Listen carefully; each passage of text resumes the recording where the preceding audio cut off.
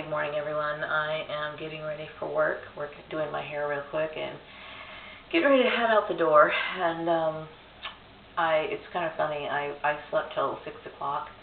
I did a video like after midnight last night, and then I woke up around 5:45, stayed in bed, and then got out of bed when the alarm clock set off at 6.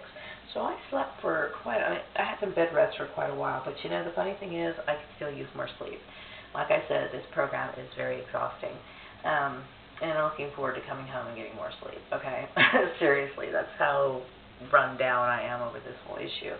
But, I'm trying right now to get ready for work, and I didn't really deal much with Piggy yesterday.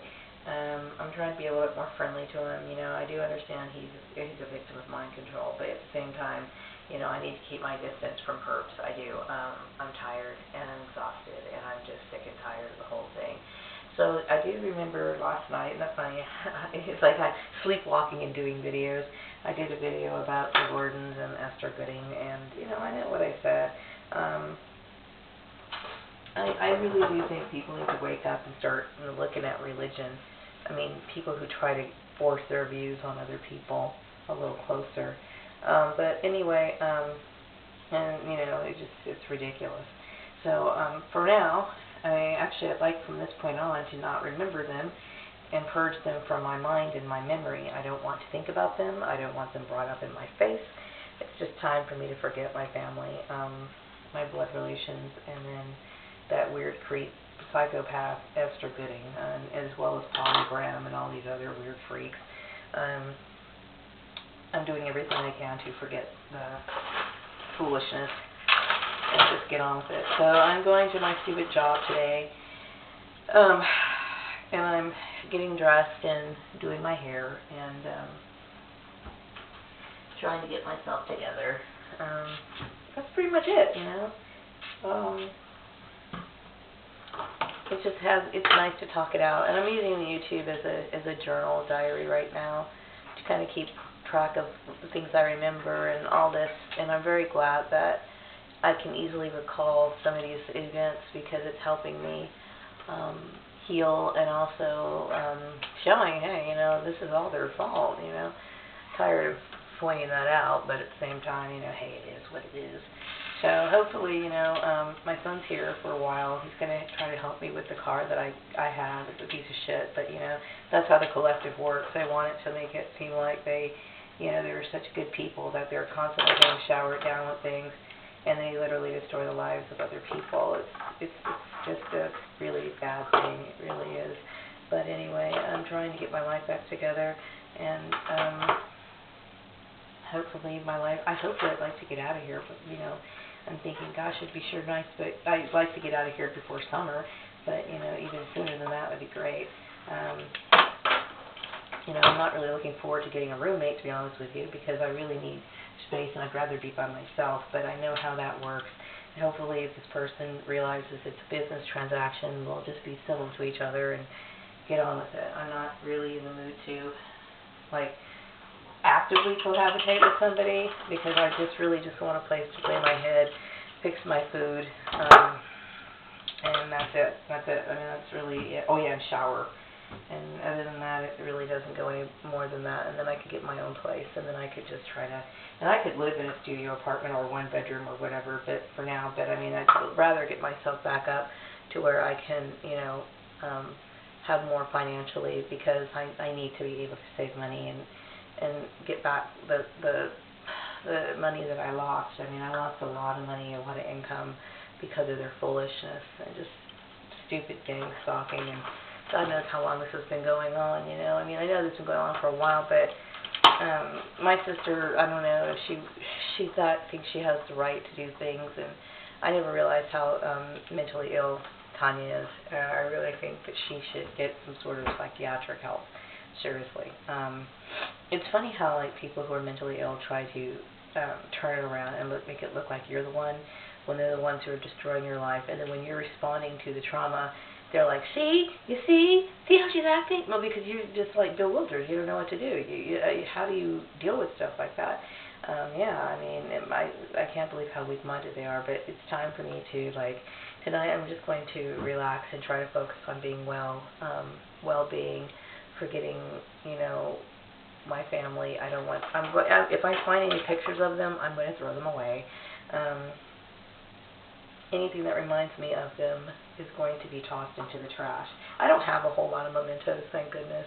I was kind of mad one time because my sister Lisa was saving and hoarding all the family pictures, and I kept thinking, gosh, you're so selfish. Why can't you just let me have like 2 or 3, And then I kept thinking, now that more I think about it, you know what? You keep them all. You keep them all. I don't need to remember you people. I was very sentimental towards my childhood because I really have to say that I was a happy kid for the most part. But when I think about it, I was more happy inside my head than I really was with them, if that makes any sense. So I would have been happy regardless. But now it's just like I don't really care. I don't want to remember them at all. There are certain things I will be taking with me, or at least putting into storage until when I do move. But for the most part, I'm forgetting my siblings, and I will at least send greeting cards to my mother. But other than that, they're not to have anything to do with my life at all, and I'm glad to say that. I can't even understand like their reasons and their logic, but I need to get off that subject. I do.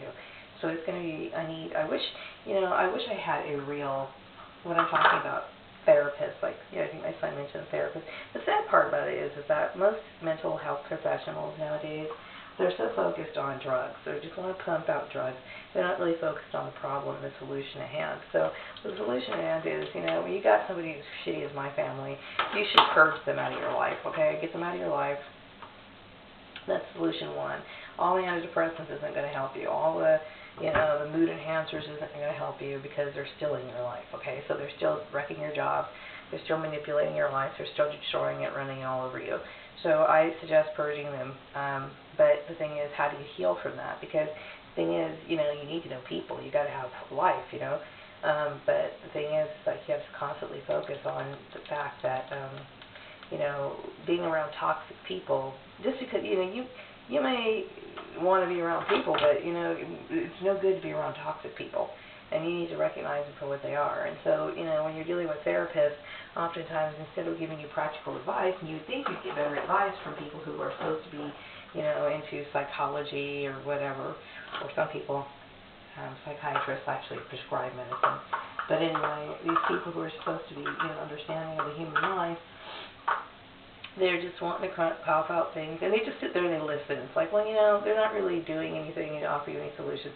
So like I said, Maria's an autonomous person. She has to figure things out on her own, and that's basically my solution. But, and then these YouTube videos are really helping a lot. They're helping a lot. But just getting it out and saying it to the world, hey, it's kind of like you're releasing something that, that's like this blockage, this baggage that you've been carrying around for a long time that's been like this mystery. Like you knew something was destroying your life, but you really didn't know what it was, and then you kind of like start talking it out. Slowly but surely it unfolds. It's kind of weird, but at the same time it's a revelation at the same time, and it's kind of awesome in a way. But I mean, one day I'm going to look back and I'm going to say, hey, I was a victim of cause stalking. I'll probably, and the perps who got involved in this, whether they realize it or not, if they're wise enough, they'll be able to look back and say, hey, I was mind controlled and I was brainwashed and I was a part of a cult, and that would be a part of their memory, and hopefully they'll learn from it. Maybe they won't ever fall into the trap of being so foolish again. You just have to look at things like, hey, this is what life lasted. When I was younger, like I said, I studied with Jehovah's Witnesses, and that was, I wouldn't say, they never took me for a ride, like they never took my money or anything like that, but I do think that they created a lot of fear in me, and I think I could have spent my time I could use my time better because, I don't think that their message, their constant putting people under a state of fear was a good thing, but that's pretty much the only harm that they caused, But as far as, the fear of Armageddon, but, there are some cults that are just absolutely destructive, and they want to force you and do things to you. And, for the perps who got involved in this, who really believed that they were doing the right thing. There are some people who really thought in their heart, well, I'm doing the right thing. I'm doing something for God or whatever. Now they can look back and tell their kids, hey, you know what? I was a I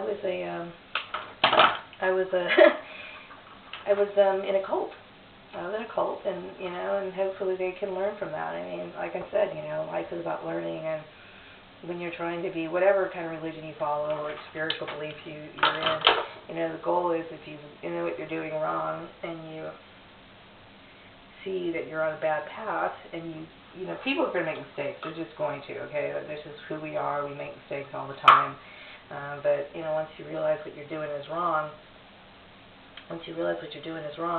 then you can turn it around, and the goal is to make it better. And that's how people get to, they call it a Christ-like state. I mean, on Earth, you're never going to get to that. I mean, we're human. You're just not ever going to achieve that. But that's the ultimate goal, anyway. So, which means it's a constant learning process that people have to go through. And so, yeah, purge them. Purge those people. Purge that trash, and don't look back, and do everything you can to make yourself feel better, and surround yourself with things that you love and enjoy, whether that be, magazines you enjoy, hey, even if it's crossword puzzles, if it's light 99-cent store shopping, if it's painting, sewing, whatever, you need to indulge in those things and purge the things that are just toxic to your life. And I'm very glad to purge these people. But I will try to be nicer to Piggy today, because I can't help to have some compassion for him, because I know that he's a mind-controlled slave from the time he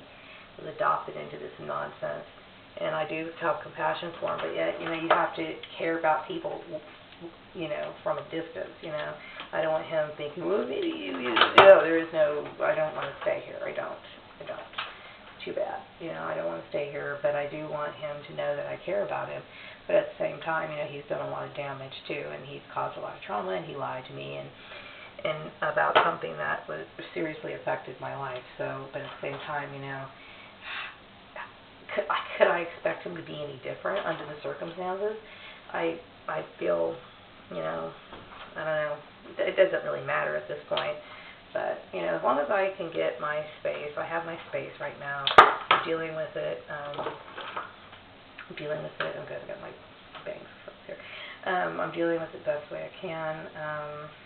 I just want to make sure that, he's going to be okay when I do leave. I really hope that, people will be charitable to him. And what I mean by that, like, I don't ever want him to be homeless or anything like that, or suffer or anything like that. I don't want that for him.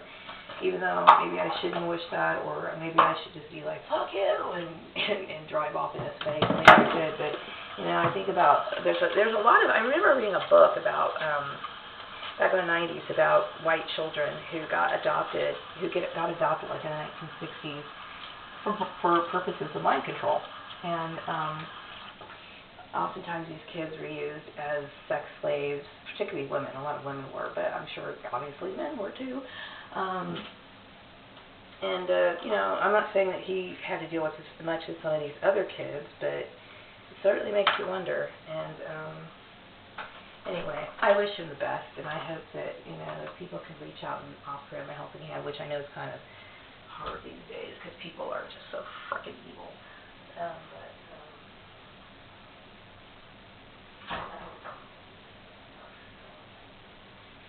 Maybe he's not deserving of it.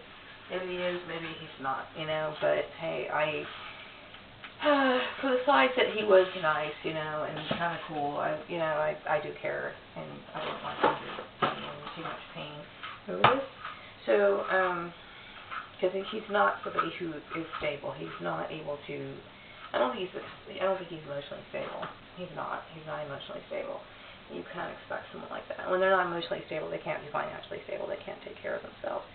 So anyway, I'm going to wrap this video up and put some lotion on my hands because they're dry. And then I'm going to head to work. That stupid job, but I've got a lot to do today on my desk to keep me busy.